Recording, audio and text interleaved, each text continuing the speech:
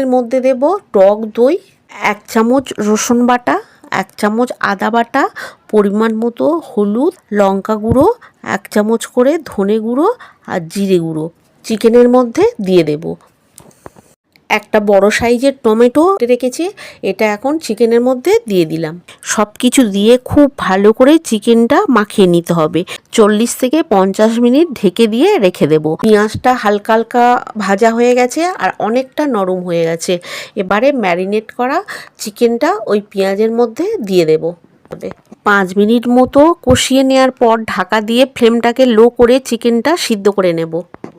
5 minute রান্না করে নেওয়ার পর ঢাকা খুলে এভাবে নাড়াচাড়া করে নেব। এখন স্বাদ মতো নুন দিয়ে দিলাম, কাঁচা লঙ্কা দিলাম আর গ্রেভিটা অনেকটা কমে এসছে, আমি সেই জন্য অল্প করে একটু গরম জল দিয়ে দিলাম। জলটা দিয়ে আর একটু নাড়াচাড়া করে নেব। 1/2 চামচের মতো মিট মশলা ছড়িয়ে দেব। খেতে অসাধারণ হয়, কেউ বুঝতে পারবে না এটা তেল ছাড়া রান্না। তেল, ঘি, বাটার কোনো কিছুর ব্যবহার হয় না। খুব সাধারণ একটা রান্না, এমনিও খাওয়া যায়, আবার ভাত লুচির সঙ্গেও খাওয়া যায়।